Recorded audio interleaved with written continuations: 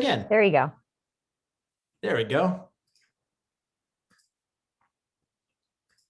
Perfect. All right. How's that work? I think we're good. Everybody's still in. Awesome. Welcome. I am Lindsay Vastola. Welcome to How to Get and Keep More Clients Using the New Rules of Communication. I've had the privilege for the last 7 minutes or so to get to know our guest speaker, Elias Scarr. But I've followed some of his stuff. He's been on the Fitness Business podcast. He has an industry veteran, 25 years in the industry, not only in the training side, but something I am incredibly passionate about, that I think is something and I know our industry needs, is understanding the critical importance of effective communication, understanding the client and who we're serving to help you be able to be a better professional and be more successful. He has spent 25 years consulting entrepreneurs, businesses with organizations like Perform Better and URSA, Results University, and NSCA. So I will give Elias every moment he can to glean his brilliance on us.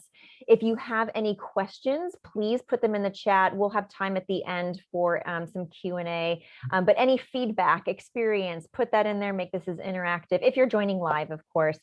And with that being said, Elias, I will turn it over to you. Thanks for being with us today. Thank you so much. I'm so excited.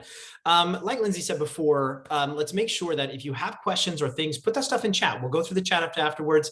That way you don't forget. If you have a question, write it down because I want to make sure that that I get to it. So a couple important things. We're going to move quickly today, not because it isn't important, but because I have so much to share. I want to make sure that you get it all. So the whole goal of today's talk is to set you up with all the tools you need to communicate as successfully as you possibly can in order to help people, in order to get them out of their own way so you can help as many people as possible. So first, I want to thank the Functional Aging Institute and Nomley for sponsoring me and bringing me out to talk. Thank you so much for the opportunity to share what I love to share.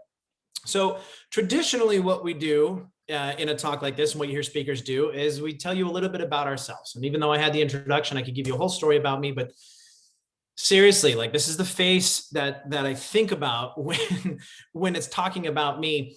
And here's what I'm not going to do. I'm not going to give you my success story. I've got one. I've got a transformation story. I've been through back surgery. I've been through every difficult kind of communication, been selling for years, all that kind of stuff. But the reality is, who cares?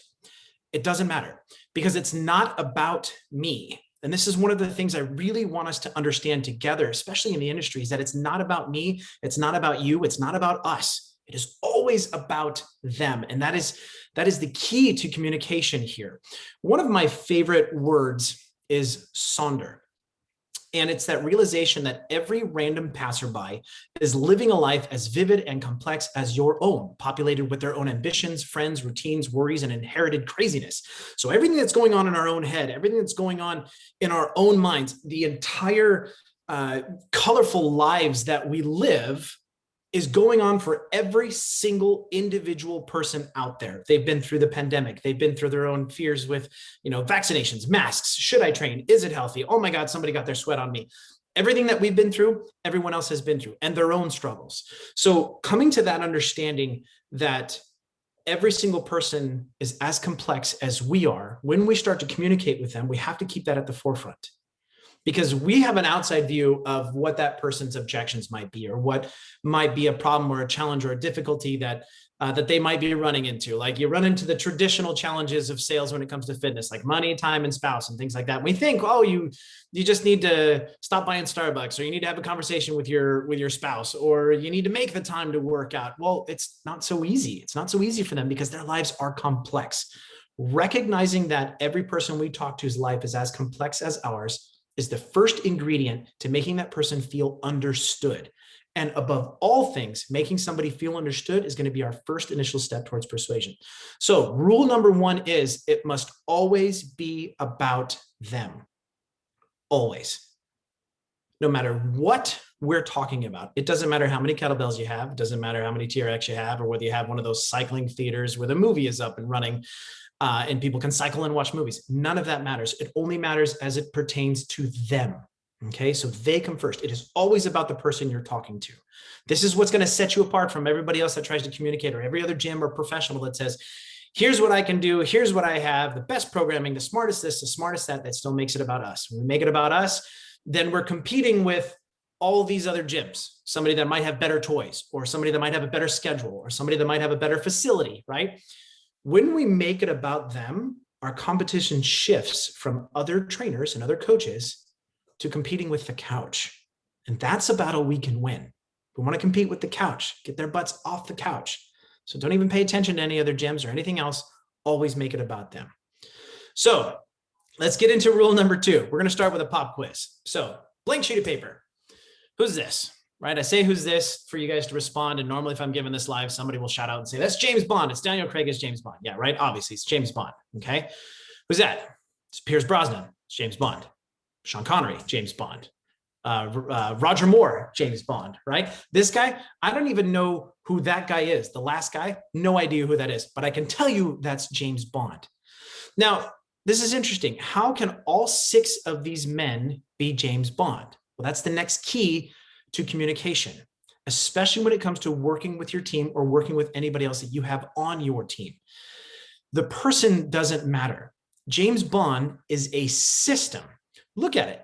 Walter PPK, silenced pistol, sharp dress suit, short cropped coiffed hair, right? Fancy cars, fancy gadgets, Bond girls, for crying out loud. James Bond is a system.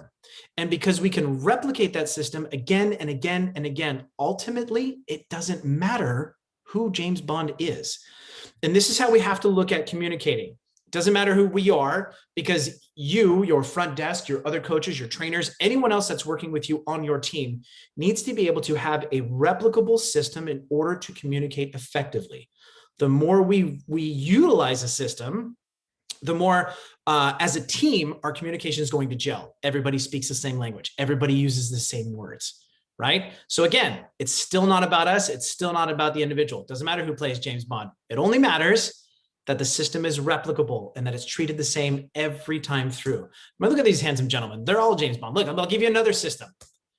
This is another system. That means both Adam West in his goofy blue suit and Ben Affleck, or who they call Batfleck, all Batman. Every single one of these guys is Batman, because Batman is a replicable system that we can go again, again, and again. It doesn't matter who the actor is.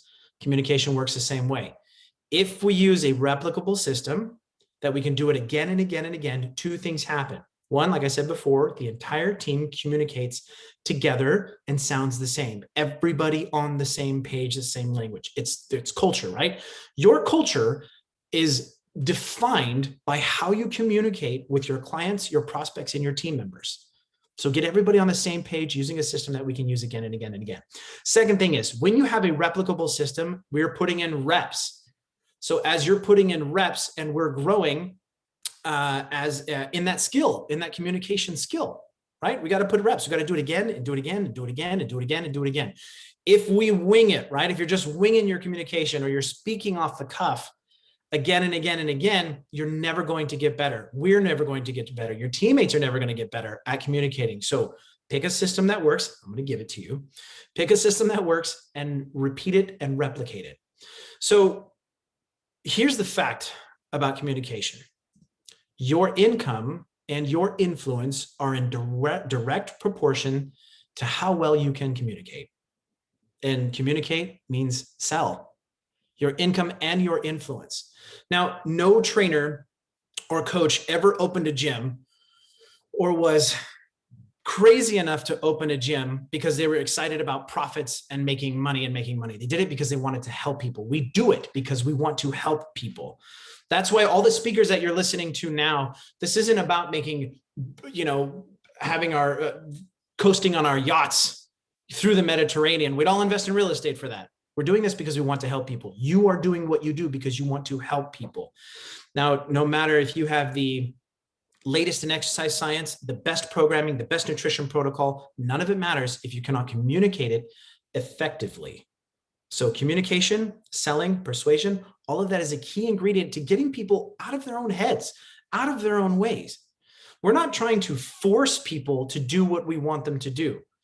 We're trying to get them to see, right? We're trying to provide clarity, because when you provide clarity, that's where motivation comes from. Motivation is a byproduct of clarity. And to get people motivated to change their lives, to change their own lives, or let us help them change their lives, we have to provide clarity through good communication in order for them to be motivated to start a program and purchase and buy. Because when people buy, then they invest in themselves, they are much more likely to see results, to be successful. So we want to strive for profitability. We want them to buy into purchase, because that's directly related to getting the results that they're looking for. So let's break down communication. So really quick, another quiz for you. Communication is what % body language, what % content, as in what are you saying, and what % delivery, as in how you say it. Now, we hear quotes all the time. It's not what you say, it's how you say it. Or body language is 75% of our communication, of how we communicate. I have a problem with this, and I don't like these breakdowns. One, they're different every time. You look up every source. How can anyone tell what percentage of communication is what, right? I'm not a big fan. I don't really buy into these percentages. Here's why. All of it counts. If you remove one, you lose good communication. Communication is 100% body language, 100% what you say, and 100% delivery. You cannot skimp or skip over or ignore one of those, right? If you have the best body language, right? You're great with body language, use your right hand gestures, you talk, very presidential, you've got gravitas when you speak, you're engaging, you have high charisma, and the delivery is great, and how you say it, right? You're exciting, you have a fun voice to listen to, but you use the wrong words and nothing else matters. All the percentages drop to zero. If you ever thought that the actual text didn't matter, read these. I'm going to give you a quick minute. So the next time somebody says it's not what you say, it's how you say it, the response is, it is what you say and how you say it. It is both. Or we end up with something like touch one, touch all. I don't know what that is, but I don't want to go in there and find out. I'm not interested in that business. I can tell you that I'm not really interested in going swimming at the pool at the Hyatt. I'm definitely not going to use my finger to sign on that that point of sale machine. Rule number 3, everything counts. It all counts. Your body language counts, your tone, your delivery counts. You have to pay attention, and the context, the words that you choose count. Now, it's great for me to give you all these theories, right? That it has to be a system, that everything has to count, that it must be about them. So number 1, the real applicable thing, the one that you can take action on, is that it must be about them. Stop talking about yourself, stop talking about your gym. It's got to be about them. Number 2, when we talk about use a replicable system, this is what we're going to get into. And that everything counts, I'm going to get into this next. So let's give you some practical application. What the hell do I do? Great. Thanks for giving me theory. Now, how do I put that theory into application? So let's start with the first step. The number 1 thing that everyone fails to do when it comes to communication, most people fail to do unless they've trained, practiced, and they know better, is they don't do their homework. This is a massive step in success. You must do your homework. So let me talk about, before it says here, I've got send a welcome text asking what, why, why not. I'm going to get to that. But before I get to that, here's what I mean by homework. When we bring somebody into the gym, since you're all fitness professionals here, we work with somebody the first time, or we talk to them. We do like a triage, right? We get their medical history, we get their sports history, we kind of find out what their goals are. We ask, what are your goals? And they're like, I want to lose weight. Yeah, same goals as everybody else, right?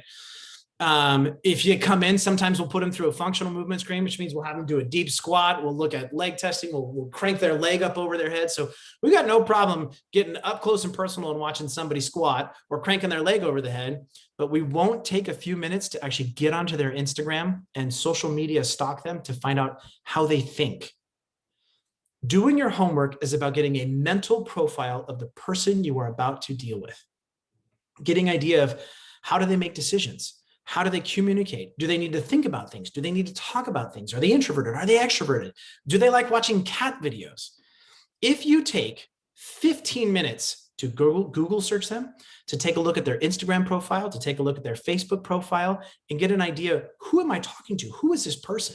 Now, this works with individual people. This works with individual like clients and prospects. This also works for business networking. This works for partnering up with companies. This works for seeking financing. The more you know about who you're talking to, the more tools get put into your utility belt. And that's actually what I want this talk to be about. You're the heroes. You're Batman, Batgirl, Superman, whatever you want it to be. But I like Batman and Batgirl because they have the utility belt, right?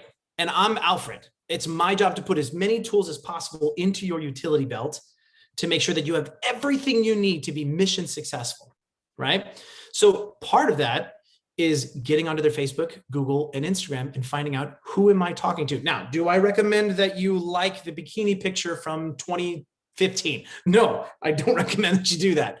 However, if you get onto Instagram and you find out that this person is a baseball fan or a Dodgers fan, or that they love playing with their grandkids, or that they like to watch dog videos, is it natural and organic to bring up sports or bring up baseball or bring up animals or pets during conversation and find common ground? This gives you a catalog of information to choose from. You look at it the same as designing an exercise program, right? You don't make, when you're designing exercise programs, you don't make up the exercises as you go, right? You have a catalog. You know what you're going to choose for core. You know what you're going to choose for strength. You're going to know what you're going to choose for power development. You have a list of different exercises. This is the same. What do they enjoy? What are their hobbies? What kind of work do they do? What kind of people do they communicate with? What kind of podcasts do they listen to? What other Instagram pages do they follow?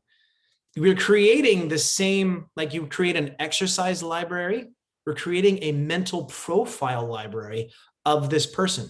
So do your homework. Then we're going to do something that no one ever does. We're going to send a text. All right. So let's say you're working with a prospect, you meet somebody the first time, and you're going to send them a text. Now, I'm here representing Nomly, and I love Nomly as a platform because everything's in one place. It's easy to pre-schedule texts. It's easy to have templates. And as we get later on, I'll give you an explanation of how some of what we're doing is so much easier done through Nomly. But on that note, when we talk about texting, we're going to send a welcome text. So I would say, Lindsay, thank you so much for reaching out today. I'm so excited that you're here. I can't wait to have you in for a strategy session. I have a couple of questions that will help me better design what a program that's going to fit your needs. So the number one thing I'm going to ask is, what do you want to accomplish? And this is via text, because people are super comfortable communicating via text. Now, if somebody reaches out via phone, do it over the phone. If they reach out via email, do it over email. If they reach out via text, do it over text. I like text because the open rate is absurd. It's in the 90% for open rate for text. And people like to converse that way, especially right now. So number one question is, what do you want to accomplish? I'm essentially asking what your goal is, but that's not the most important thing. The next thing I'm going to ask is, why is this important to you? Why does it matter? Because the reality is, no one joins a gym or starts a fitness program or does anything life-changing because they want to lose fat and build muscle. No one actually cares about losing fat and building muscle. What they want is the other way around. What they want is what losing fat and building muscle does for them.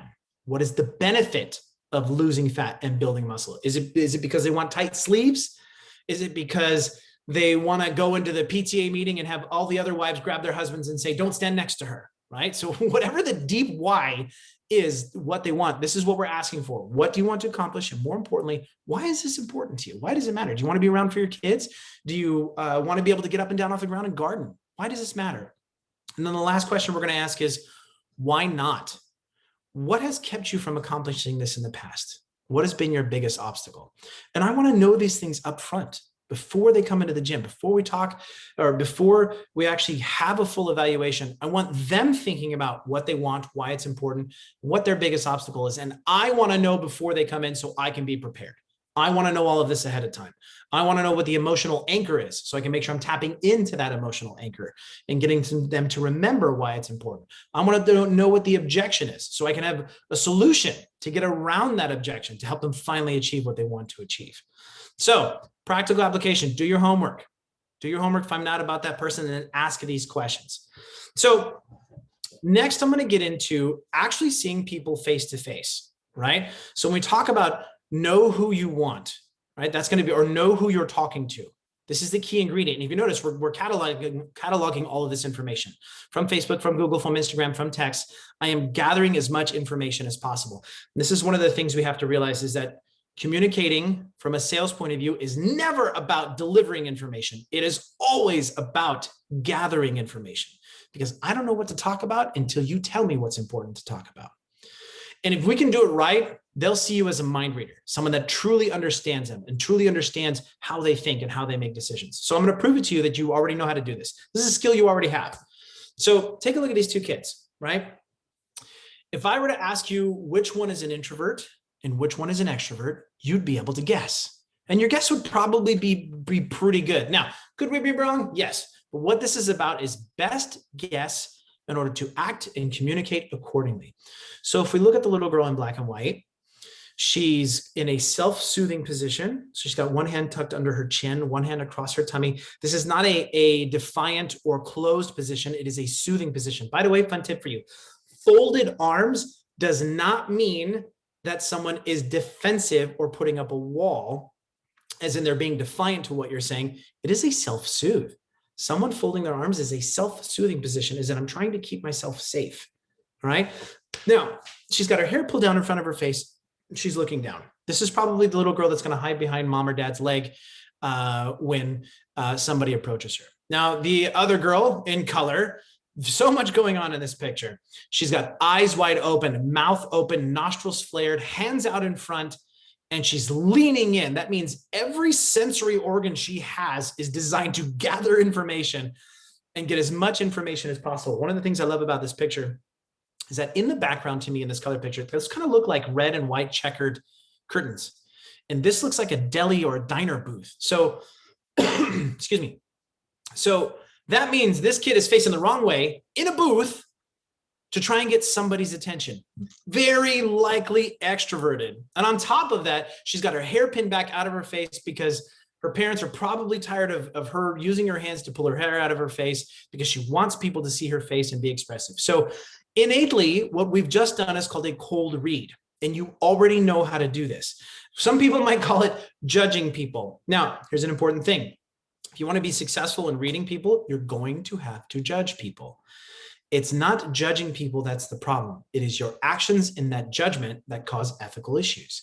Judgment is just gathering of data and information. Most likely the girl in black and white is introverted.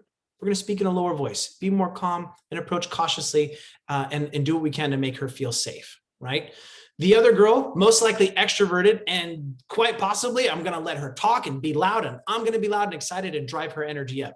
So we can already make decisions based on the cold read that we're looking at. So what I'm going to give you now are two simple personality markers to look for in our cold read, because although we can do this, I want to do it with intent.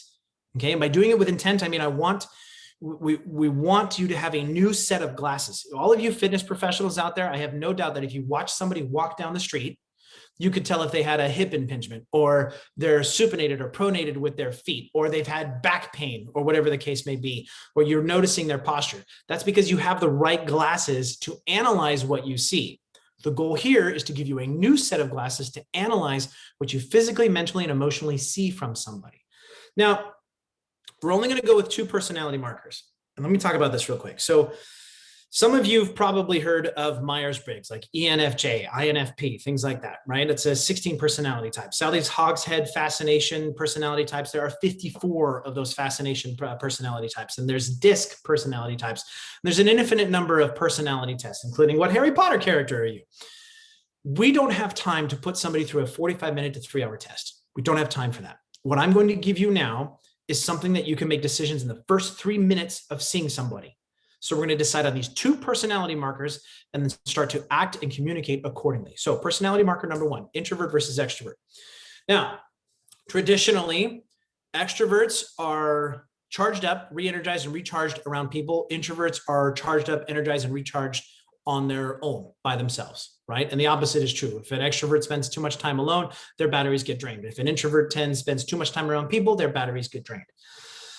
But what I want to focus on here is that most likely extroverts want to talk about things. Okay, they want to talk about things. They want to communicate back and forth. Introverts want to think about things. And if I'm talking to introverts and extroverts right now, you guys are probably nodding right now and go, yep, if an extrovert, I want to talk about it. Or you know an extrovert that always wants to talk about it.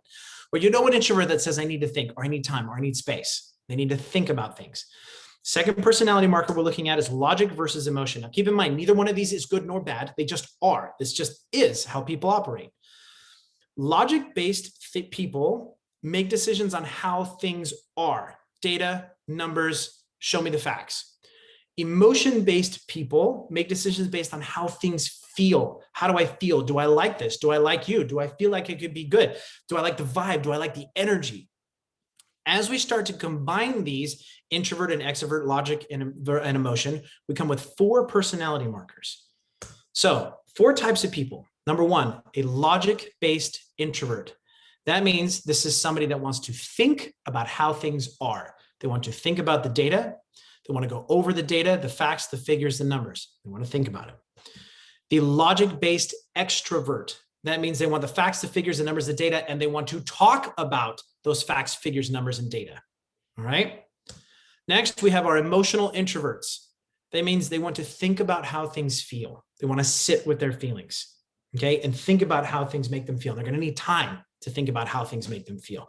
Then we have the emotional extroverts, and they want to talk about feelings. And every time I bring this up, I know somebody's there thinking, either has someone in their life that's like, oh my God, they want to talk about their feelings all the time. Or they are that person that says, I want to talk about my feelings and nobody wants to listen. I get it. I'm also an emotion-based extrovert. So logic introvert, think about how things are. Logic extrovert, logic extrovert, talk about how things are. Emotion introvert, think about my feelings. Emotion extrovert, talk about my feelings. So generally, most people fall into one of these categories. Now, you're not going to have everybody that's buried in a 10 of one of these, and you may have some people that are kind of ambiverted in between. But the idea is the more we can narrow the funnel, the more specifically we can communicate with people. Let me give you an example. Number 1, the analytical. The analytical is our logic introvert. Now, I've given you some examples of people that want to think about, they want to look at the numbers, the data, and I've given you some extreme examples just to show you, give you a clear answer. Now, I know I've got Bruce Banner on there, not the Hulk. Bruce Banner himself is a logic-based introvert. I want to know the numbers, the data sets, and he does everything he can to keep his emotions suppressed. But logic introverts, remember, I'm interested in how things are, and I want to think about it. So they're usually reserved, minimal hand movement, okay? You might start thinking of somebody right now. This might even be you. They want facts, figures, more details, and they need lots of information in order to make a decision. Okay, so we think about, again, we need to know who we're talking to. They talk slowly and in a monotone. And that slow monotone voice is so they aren't misunderstood. So that enthusiasm and emotion don't taint what they say. Next, their hidden fear is being taken advantage of, which is why we need the data, the numbers, the details. Show me all the facts so I know you're not trying to take advantage of me. Prove it, essentially. And then they thrive in knowing the why behind what you're doing. So if you meet somebody or a prospect or some of your clients, and hopefully you're starting to think of people already that wants to think about things, wants the data and is introverted, now you know, give them time. When you're communicating with them, speak and wait. Let them think. Let them take their time. When they're meeting with you and they want to know, these are the people that are going to ask, well, how many pounds a week can I lose? They're the ones that are going to ask, how long is a workout, right? They want the data, the number, the figures. So give that information to them. And when you're communicating with them, if you know what they're looking for and how they communicate, it becomes significantly easier for them to feel understood. Remember, all of this is about making sure that the person sitting across from you feels understood. This is what the rules are, all right? Next, boss types. We've got the logic extroverts, okay? These are the people that are in charge.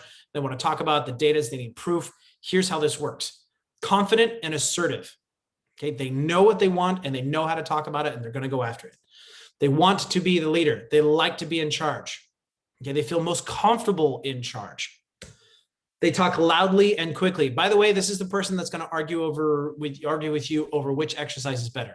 That they do 50 crunches every day in the morning and you're never going to convince them to not have to do those 50 crunches unless you know how to communicate with them and they start to understand. Lots of power gestures and outward movement. Their hidden fear is not being a success. Now, this is not the fear of failure. This is about being set up for failure, trying to accomplish something they know they will never, ever be able to do, so they won't do it and they won't even try. There has to be some plausible way that they could hit this success, right? And then they thrive with quantifiable success. These are the ones that are going to ask, that are going to say, hey, I did 10 push-ups last week. I did 12 push-ups this week. Make sure to write that down. These are the ones that if you're doing a workout and you don't move up in weight this week, they're going to say, well, what's wrong? Why didn't I move up in weight? I should move up in weight, right? Or what's that person lifting? So these type of people, for example, I used to work for Results Fitness, outstanding company, outstanding team. And I love them to death. I just don't live in Southern California anymore. When we'd have somebody come in and we were working with an analytical, I would tell them, welcome to Results Fitness Laboratories. We're an exercise science gym, which is true. When we're working with these guys, the boss, I would tell them, hiring us as your fitness consultants is a great decision. Okay, welcome to Results Fitness. We're your fitness consulting firm. Saying the same thing, but in the way that each individual person understands. I'm communicating in the way that they understand. Okay, now, as we get into the next set, the emotion-based folks, these are the super glue. These are emotional introverts, okay? They don't like confrontation. They'll avoid it if they can, okay? They'll do anything they can. They will self-sacrifice to avoid confrontation. Easily influence and trust people quickly. Now, this is important. I'm not saying gullible. I'm saying that these people start with trust. You'll run into people that are like, you have to earn my trust. I don't trust you until you earn it. And these are the people that say, I will give you my trust until you break it. So they open with trust. They may not take action unless everyone is doing it. These are the people that want social proof. This is where your testimonies are going to come into play. Okay. Oh, what is everybody else doing? Or they'll come in with a friend and they're like, well, I want to do the thing that my friend's doing. I want to do the class that my friend is doing. Okay. These are the people that like to blend into a class. These are joiners. If you have a group thing going on, they're going to want to be a part of that group thing because they want to feel part of a community. Their speech is reserved and body language is usually pretty closed. Right? They don't want to offend anybody. They don't want to hurt anybody's feelings. You'll find if I have any middle kids listening right now, middle kids often fall into this category of trying to make sure that everybody gets along and everybody's okay.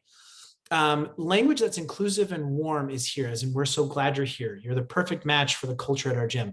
Many of our members, just like you, asked the same question or felt the same way. This kind of together language is super important. Hidden fear is not fitting in.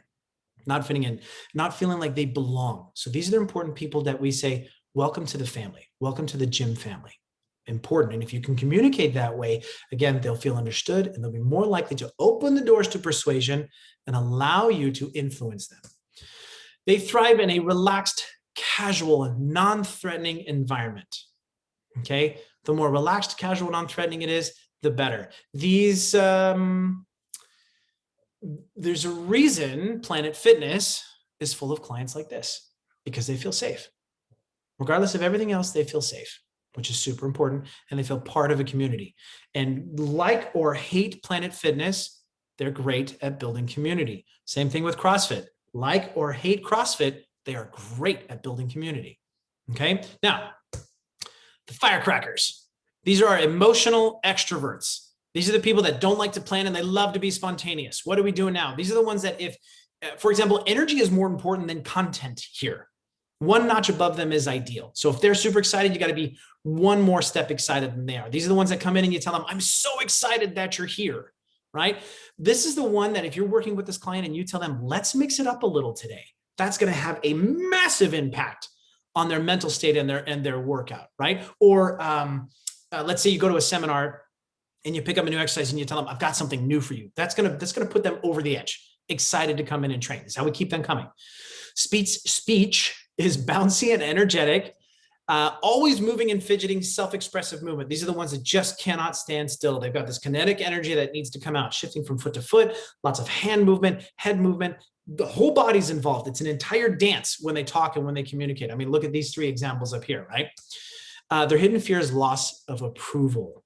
This is one where a good job or best I've seen, or that was a PR.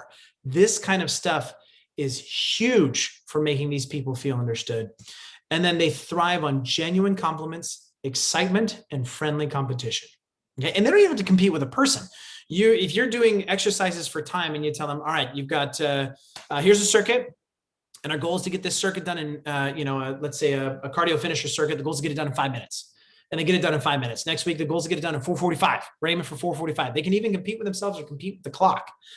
But this kind of excitement to compete or to do anything is real. And if we can help them lean into that excitement and they feel like you are an exciting person to be around in your gym, in your space, is exciting to be around and fills them with energy, they're going to want to come again and again and again.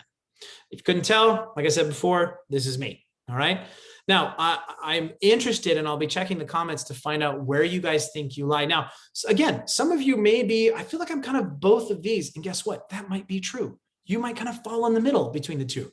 But the whole goal of knowing these four is to know exactly who we are talking to. Because again, it is all about them. See, rule number one. Rule number one of the New Rules of Communication is that it's about them. And if we can make them feel like we see them, we understand them, that opens the door to persuasion, and we can get them to come with us and say, yes, you're hiring me to change your life, and I've got you. Okay. Now that we have all of this information, let's talk about it systematically, right? Let's talk about it systematically. Store this data in one place accessible to your entire team. Yes, Nomly is on the screen on purpose, because this is hands down the best system to do that with. Everything is stored in that, from their psychological profile to what they want, what they want to accomplish. We text through there, we call through there, we email through there. It is the one-stop hub for everything you need to know about your clients. Now, if you're not using Nomly, whatever you're using, make sure that you put this all in one place so your entire team can access it. Now, here's the cool part. If your team is trained on a replicable system where they know what to look for, they know what to go after, like this, then it doesn't matter who meets them first. Because if a teammate can go through and look and say, oh, this is their personality profile, this is their emotional anchor, this is their major objection, when they meet that person for the first time, they're going to feel like the entire gym, your entire company, your entire facility understands them, gets it, knows their name, knows what they want. The fact of transferring information from one staff member to another staff member is one of the most underrated ways to show how professional that you are. I challenge you to go to a 24-hour fitness, walk up to each individual coach and trainer and have them know who you are and what you want. If we're using a replicable system like this, and we're using our tools and techniques like this, everyone will know, especially if it's all in one place. And that allows us to get super personal, right?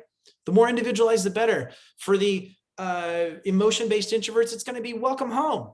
I'm so excited you're here. Welcome to your gym family.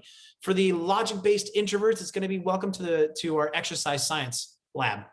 This is the reason we have interns here. There's a reason people come to train and learn here. It's a learning gym. For the logic-based extroverts, it's going to be, hey, that was a great decision to hire us. We work for you now. We're a consulting firm.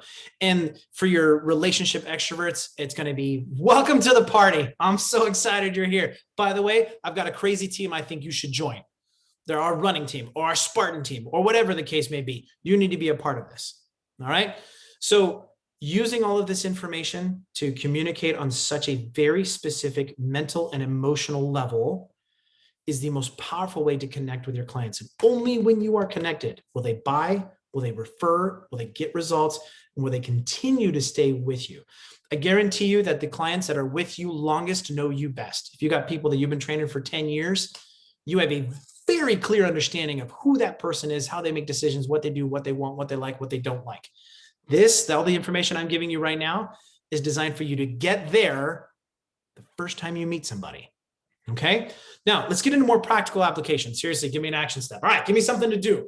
How do I put this into play? So I'm going to give you a couple of listening sections with your eval with somebody. So listening sections. Here's what I mean about that. Number one, goals. When you are working with somebody's goals, the phrase that you can repeat again and again and again is, tell me more about that. Like, I want to lose fat. Tell me more about that. They're not going to repeat, I want to lose fat. They're going to say, well, I feel like I could lose 20 pounds. Okay, lose 20 pounds. Tell me more about that. Why is that important? Well, I feel like if I lose 20 pounds, I can get into some of the clothes that are in my closet. Oh yeah? Well, tell me about what clothes are in your closet. So tell me about X, tell me about X, tell me about X, tell me about X, allows you to dig deeper and deeper and deeper until you get to the emotional anchor as to what's really important for them. Because if we try to do this whole thing on, I want to drop 20 pounds, we're never going to make it. Or the reality is very, very, very few people are going to make it. But if we understand the emotional why, much better chance of success. I'll give you another listening section. Training profile. So if you're not, okay, so quick tip. When you go to the doctor's office, right? When you go see a dentist, they give you some forms. They give you a clipboard and they say, fill this out and come back to me. I hate it when they do this at gyms or spas or anywhere else, massage parlors or whatever, right? Go fill this form out and come back to me. Sitting with somebody and filling out the form and asking them the questions personally is the single greatest opportunity to connect with that person.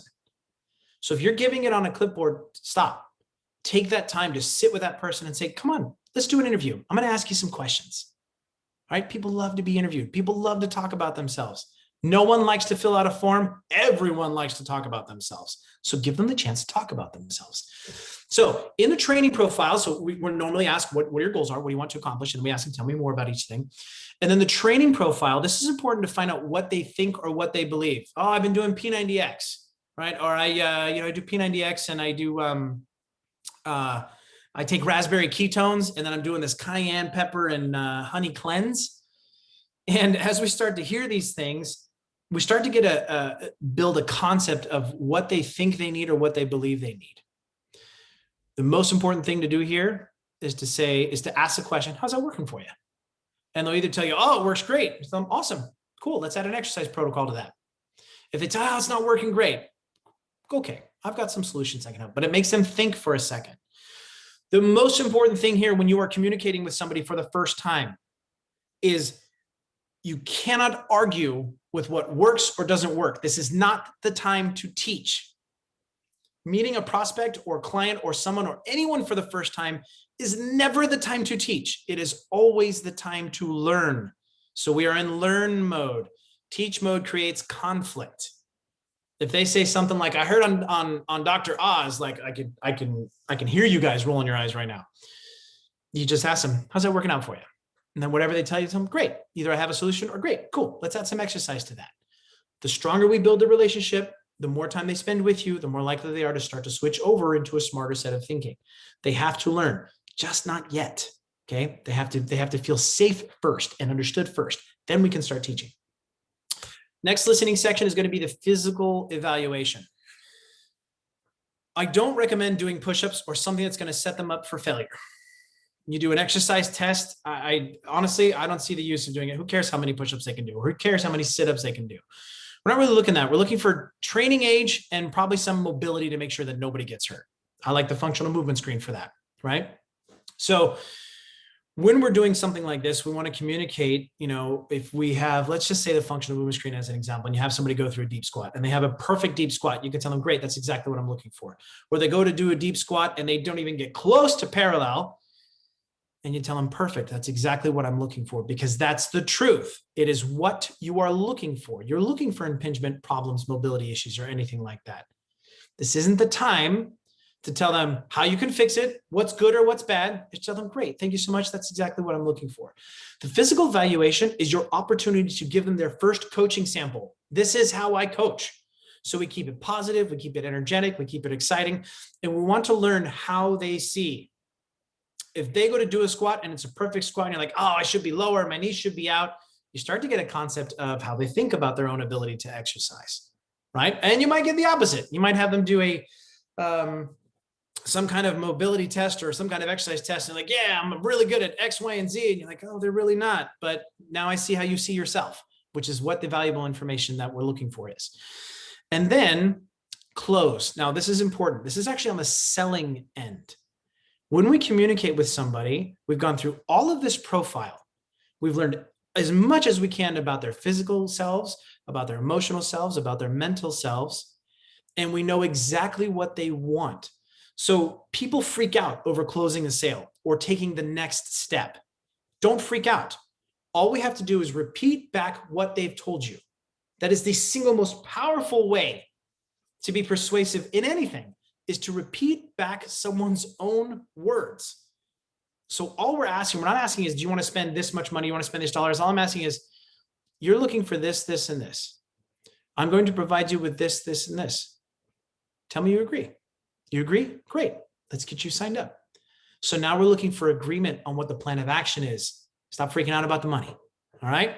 Now, they get started. You've gone through this entire process and they're getting started with you. I'm going to give you something practical to do in case you want to screenshot this. I'm going to give you something practical to do as far as follow-up goes that really sets up an incredible first 30 days.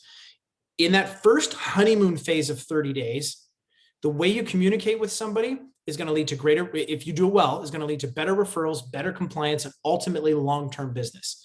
So let's talk about how we build that loving relationship, right? This is such a corny picture, but I love it. Got to keep it. All right. Excuse me.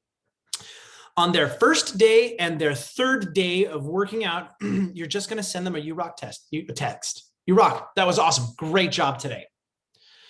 Yes, you're going to say it in the gym. Yes, you're going to talk to them and you're going to tell them you're going to see them in person. In that first 30 days, it is extremely important that you have points of contact outside of that moment when you're together in the gym, about the single hour you're together in the gym, right? Because here's the thing. People don't get their greatest results from the 1 to 3 hours that they spend with you in the gym, right? They get their results or they fail their results by the hours they spend out of the gym. So number one, this helps with keeping them accountable. Number two, when you send somebody a text, that endorphin rush, especially if it's from somebody you just met or a brand new relationship or a brand new friendship, what you're saying subconsciously is, I'm thinking about you. And there, I mean, come on, how good does it feel when somebody messages you, emails you, calls you, texts you, and just says, hey, I'm thinking about you. That's what this is. So on the first workout and the third workout, I'm thinking about you.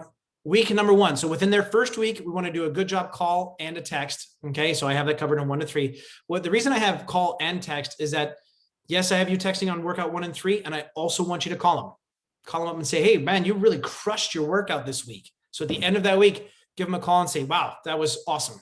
Really, really awesome. Great job this week. Can't wait for next week.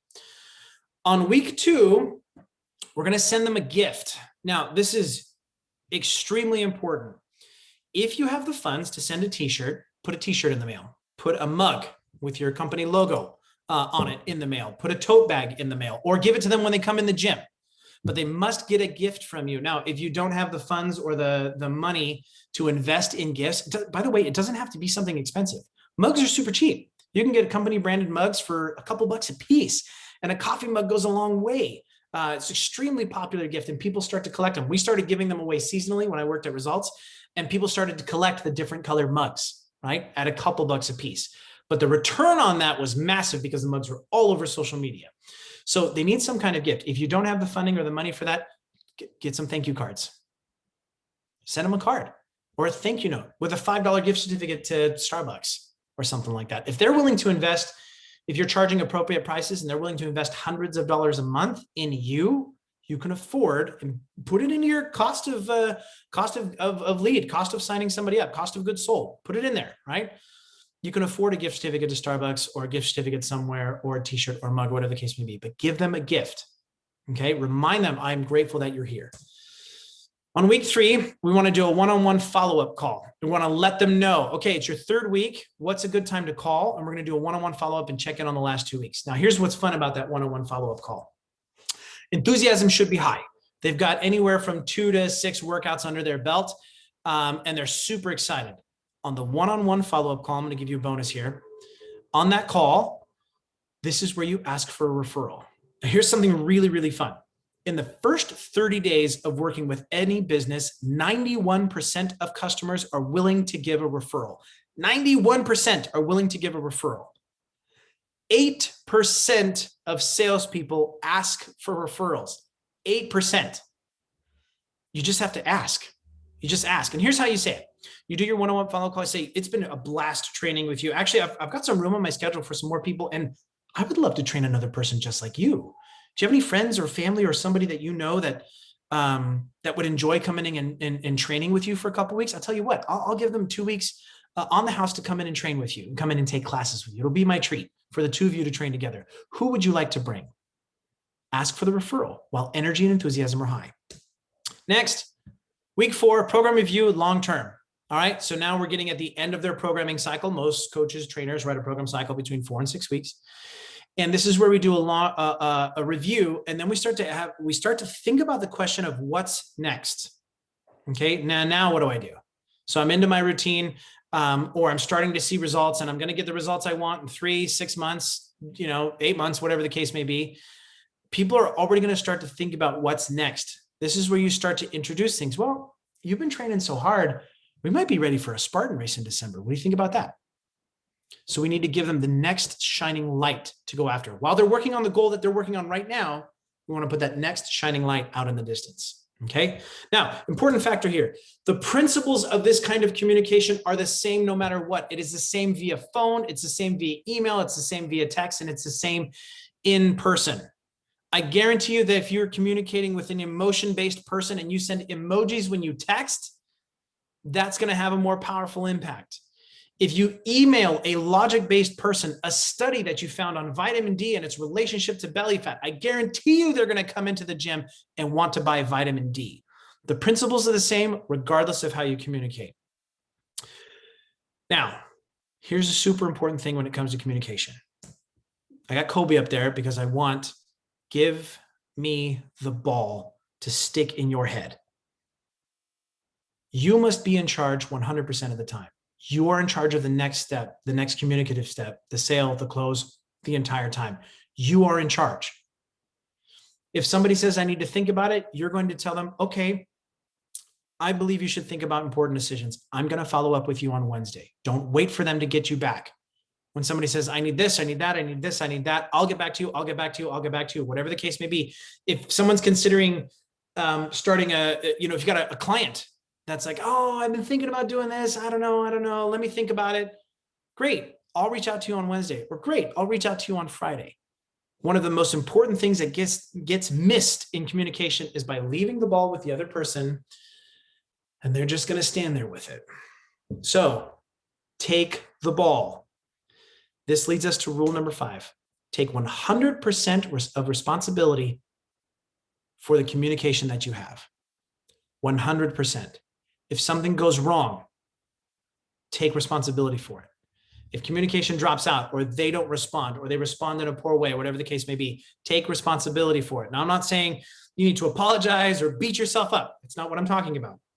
By taking responsibility, 100% responsibility for all of the communication in your life, that gives you a sense of control. That reminds you that you can do something about it, that you have the power to reach out again, communicate again, try a different way, try a different avenue, rather than saying, oh, they're just crabby, or they never text back, or they never communicate, or whatever the case may be. Go first. If you take 100% responsibility for every interaction that happens in your life, you will be surprised how stress-free that is. Because ultimately, if you're responsible, you can decide to keep going, you can decide to stop, you can decide to do or manage it however you want to manage it. But you got to start with taking responsibility for it first. Okay. Now I'm going to close out with one bonus. I wanted to see if I have time. It looks like I do have time with one bonus slide about 4 relationship superpowers. Okay. So if you really want to be big on communicating and top shelf when it comes to building relationships, here are 4 superpowers you must have. Number 1 is sincere vulnerability. You have to go first. I will tell you that the single biggest lesson I had in communication was a divorce. Single most challenging lesson I've ever had in communication, right? And powerful. It tested every single ounce of being nice, being kind, taking the ball, and taking 100% responsibility for those conversations. Now, I'm going to tell you that was my biggest learning point.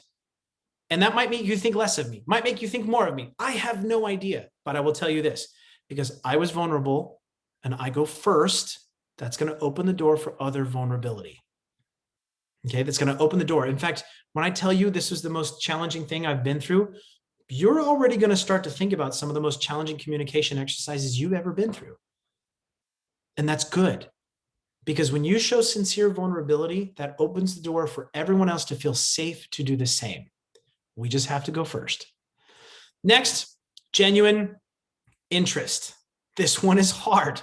When you meet somebody and they want to talk about something that you just don't care about, if you think baseball is the most boring sport on the planet, and you meet somebody for the first time and they want to talk about baseball and they're super excited, if you can express genuine interest, that means making eye contact. It means leaning in, and it means asking questions.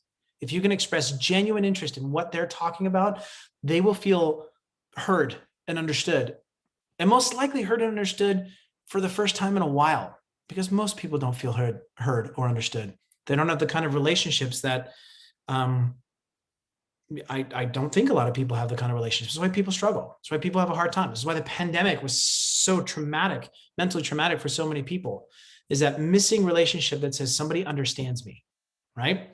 Now, next, a detailed memory. I cannot rely on my memory. So I have a detailed digital memory. I put everything in Nomly. It's all there. It's all recorded. I can look it up. I can check it. I can review it. But the power of a detailed memory is remembering somebody's name, or sending a text to somebody and say, hey, I remember when we talked last, you were a Dodgers fan. Did you catch that last game? Dodgers have moved into the second place spot again, just behind the Giants. I think they're going to catch them. A detailed memory about that other person is extremely powerful. You ever been in a relationship and thought, oh my God, you remembered, right? You can do this with your clients and do this with your people. So whether you remember it yourself or whether you remember it digitally, that is a relationship superpower that is extremely important. And then the last one is unshakable consistency. You must 100% be the person that you are all the time. You must be consistent, because only with consistency do people feel safe to communicate. If sometimes you respond, other times you don't respond, if sometimes you're a really good communicator and other times you struggle with communication, that's going to make people feel unsafe and want to shut down and close down and back off and back down. Unshakable consistency is one of your most powerful communication tools. All right, let's move into some Q&A real quick. I want to thank the Functional Aging Institute, and I want to thank Nomly for bringing me on. I'm so excited here. Quick fun thing for you guys. If you go to sellitlikescarr.com, should be easy to remember, and you put in your email and name. Number one, I send out weekly content all the time with all sorts of fun stories, tips, and systems. Number two, if you do that, I have a guide on how to make the perfect first impression, from body language to communication, how you look, what you say, how to make a first impression that is long lasting. So if you want that guide on how to make a perfect first impression, head to sellitlikescarr.com. So let's get into some Q&A. Awesome. That was phenomenal. I do believe that this session should be required learning, like in every part, every certification. Unfortunately, this is something that's so missed and underestimated as a required skill. We are a service industry serving people. Fitness just happens to be our product. So if you have a question, please post it in the chat, and I will, and we'll create that discussion. Real quick, I have one thing to add to chat. If you guys are interested in Nomly, the Nomly team is giving away a crazy deal. It's $1 for a 14-day trial, and they've got a 60-day money back guarantee if you want to try out their texting system and their customer management system. I'm going to put a link in here real quick. That's okay, right? Oh yeah, no, please. I know a lot of fit pros who Nomly's been a game changer for them. I've checked out their system. It's phenomenal. So it's absolutely worth the look, worth the $1. Yeah. So if you guys want that, the link is now in chat in there. You click on that link, and you guys get an awesome deal with Nomly. Yeah, that's great. So if you are from this group, from FAI, and you attended this presentation, I'm going to make them throw something extra on there, and you decide to sign up with Nomly, when you do your coaching calls with them and they get you set up, tell them, hey, I saw Elias's presentation, and they will set up a 30-minute call with me, and I will write your templates for you. Awesome. Okay? I don't know did you put that in the chat? Because I don't think it popped up. I did. A direct, it might have been a direct message. Yeah. So put it to everyone. Awesome. So if you don't have questions, I've got a few things I would love to, we do have some time. So as you guys get through, any other thoughts or questions, I thought one thing, and you started out with this, and I appreciate it as a listener, as an attendee. I appreciate it as a speaker who does the same thing. Let me do the verbose over, let me tell you every one of my credentials and every part of my my experience. And it's interesting because I think as fitness professionals, a lot of us feel this need because there's so many influences outside, right? You have the Instagram, the wannabes, and we really want to differentiate ourselves. So we believe that we need to give the litany, the laundry list, the resume And to most clients, they don't care. They don't know the difference. So talk a little bit about how to navigate communicating credibility, especially for, I think, some of those personality types who need to know the data of like your credentials, but how to do it in a way that still makes it about them. Okay, great. This is a great question. So there's a golden rule to if you're married or you've ever been married, when the other person is talking about their day or complaining about their day or has a problem, men typically want to give a solution to the problem, right? And there's only one time when we should offer a solution to the problem, and that is when we are asked for a solution to the problem. Now, we can put it out ahead of us. We can say, okay, I'm going to listen to you. Am I listening to you? Am I looking for solutions, or am I distracting you? Because I can do one of those three things to help. Which would you like? Most people aren't going to offer that up front. But same thing here. Your credentials don't matter until they matter, which means if a person says, well, what kind of certifications do you have? Then talk about it. You literally, it's only on the table if they ask, if they want to know. Your credibility and is going to come across through your professionalism above all things. Okay, that's going to be the number one thing. How professional are you? How well do you speak? And how organized do you look? So, for example, you're going to get so much credibility for your expertise by having a folder with a client with their name on it. For example, so if you showed up at the gym and it said Lindsay right here, right? And I said, Lindsay, I'm so excited you're here. I've got your folder right here. Let's have a seat. We're going to do an interview. You don't need to know what letters are behind my name. That is extraordinarily professional through the behavior, not necessarily through here are all of my certifications.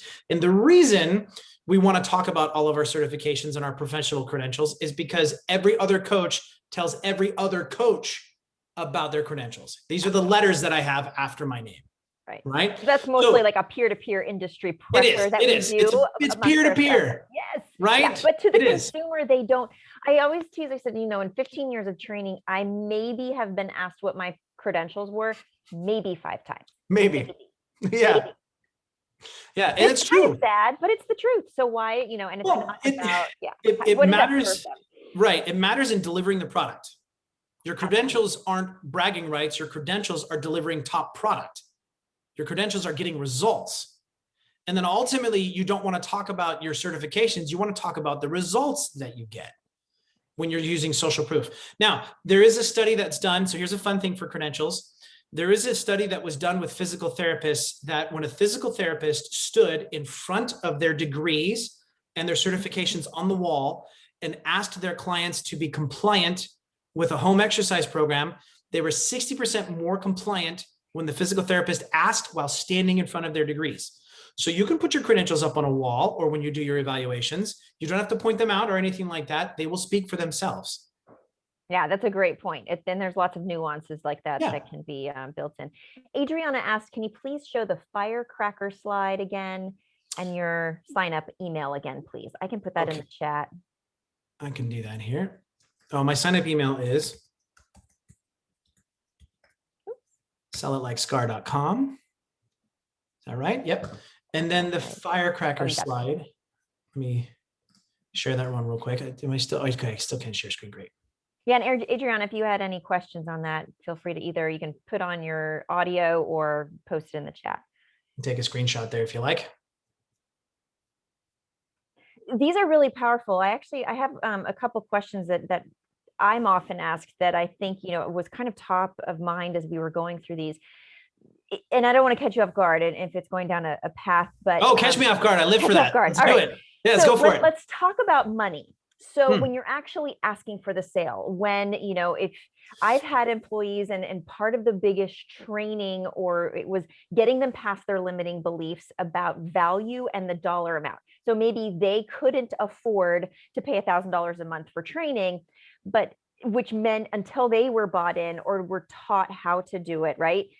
They thought everybody else would think it was expensive too. And I think that it's a huge gap for fitness professionals about selling and communicating their worth. Really big. Can you talk a little bit around communication, sales strategy, Yes. using those personalities? It's an outstanding question. Yeah, I love that question. Okay, so limiting beliefs is dead on. People tend to think we have to train your team, our team, not to sell with their wallet. We do that all the time. People want to sell with their wallet. So there's a great way to put it. Right? So there's a couple of really big ways around this. Number one is if they aren't training or being coached in the gym, they don't believe it works. So one of the biggest ways to build buy-in and culture is that the team needs to train together and the team needs to write each other's programs. So one of the big things is if you have 4 coaches in the gym, those 4 coaches should be writing programs for each other. Every coach should have a coach, because if your coach doesn't have a coach, then they don't believe in coaching. And if they don't believe in coaching, they're not going to be able to sell it. This is why most entrepreneurs and gym owners hire business coaches. They believe in coaching, right? So number one, the team has to be believers. Whether you provide it as an exercise or whatever the case may be, at a lot of gyms, it's required. You come in and train, we all write each other's programs, or if you have a head program designer or a head program writer that writes everybody's programs, and then maybe one day a week the team trains together or something like that. It's big for culture. So that's the easiest way to do it.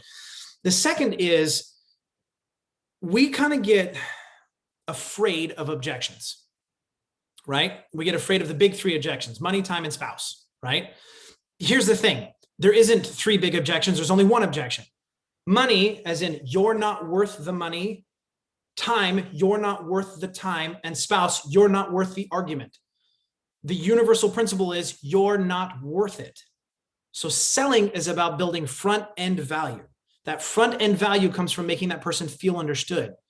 If you can make them feel understood and you can communicate that you can provide what they're looking for before you ever talk about money, by the time you get to the end, we'll most likely be running into, how do I sign up?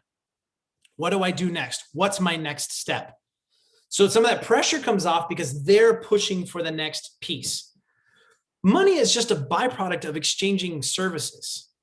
And a lot of this is going to come through role playing. So if you have a team that works with money, tell them exactly what to say. Okay, hold on here. I've got you on this, since I've got you on the line. Let me see if I can find something I'm looking for real quick. While you're looking for that, Right ahead. hated role playing when I worked in corporate. I still I was, started in sales, and I hated role playing. It made me feel very uncomfortable, but it was the single best thing that we did. And then I did that as, when I had my staff. It's hard, it's uncomfortable, but it's the only way. So I'm glad you're encouraging that. Okay. So when we run into somebody who's like, I hate role playing, right? I hate it. Makes me feel uncomfortable. I'll tell you what, I hate rear foot elevated squats. They suck. Still got to do it. But they have benefits. The program, right? Sucks. Don't like it. Got to do it. If I want what I want, if I truly want what I want, then I got to do it. All right. This is part of a different talk, a different presentation, and I'm jumping here, but I'm going to give this to you to give you an idea of some of the role play that works.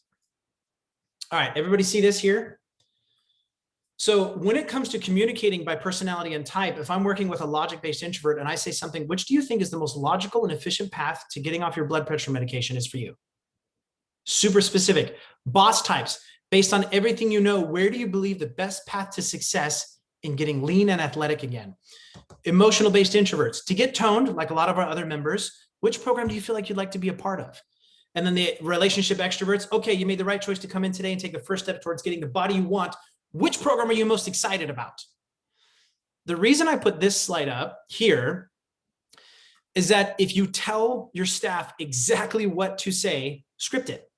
Just say that. Because if you say this like a robot, 80% of the time you're going to close.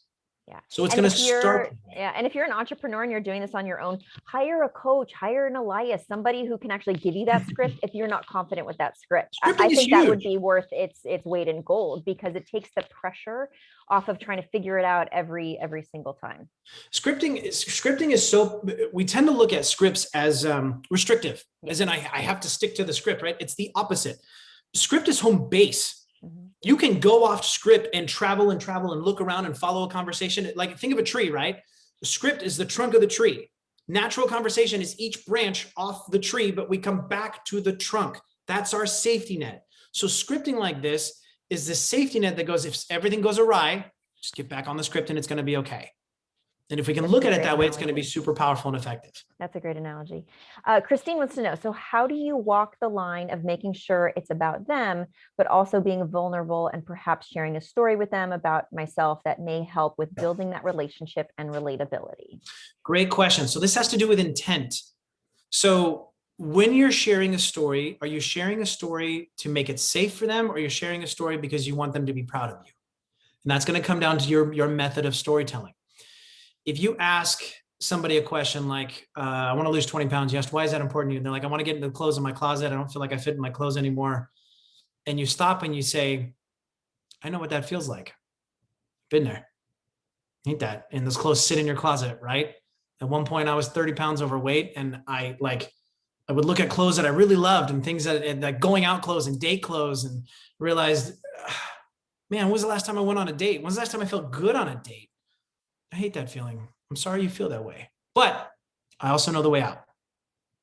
And that's what I'm here. So I'm going to help you with the way out. So let's talk about it. Tell me about those clothes in your closet. Where would you go? What would you do? Let's say you're training with me for the next 3 months, and all of a sudden those clothes fit. Where are you going on a date? So we take that information and we use our storytelling technique and skills to tell a story about how we feel, and then turn it around and start to future pace them thinking about in those clothes on a date again, out feeling good about themselves. And then they'll tell you, I'd go to Rooftop, which is a bar I've always wanted to go to, and I'd wear that short skirt and I'd feel so good in it. Now they start to believe, oh, this is a reality. I can see the picture, because we've blended your story with how they feel. Because your story isn't about telling your story. It's about saying, I understand how you feel, and this is why. So that's how we walk that path.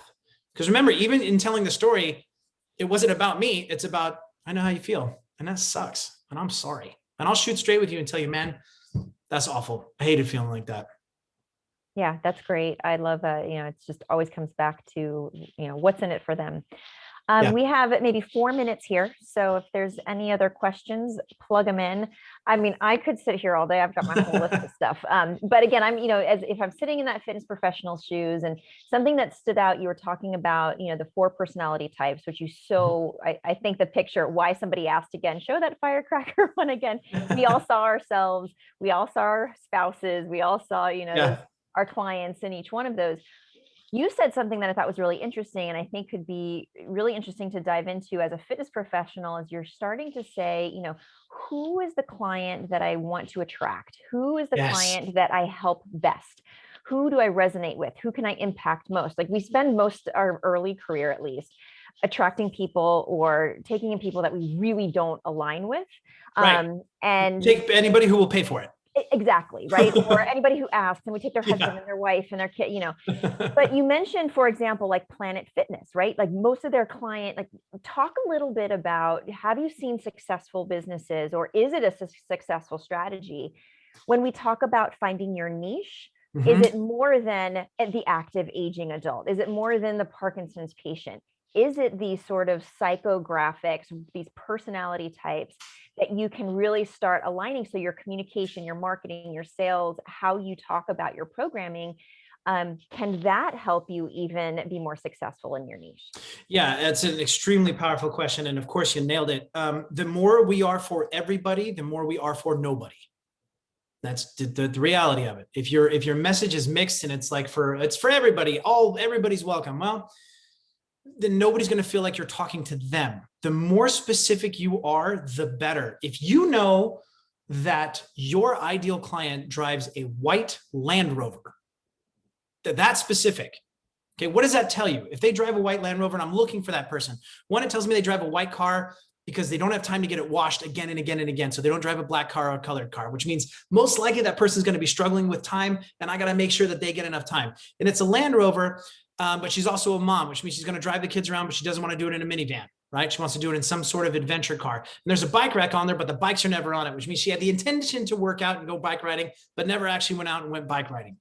The more specific we are, the more again, it's all about feeling heard, right? If you ever read an ad or listened to somebody talk or listen to a speaker talk and go, oh my God, that's me. They're talking right to me. We build this like laser-like connection with that product or with that person. So if you don't have people looking at your product or your company or gym or business going, ugh, that sounds awful, you're not specific enough, right? So I recommend as specific as you could possibly get. The more specific, the better. If you like extroverts, build a culture around that, right? Look at Mark Fisher Fitness in New York. One of the most unbelievable cultures on the planet, right? These guys Not are like, for me, but there's people that it's absolutely for sure. They're the gold standard of specificity and culture.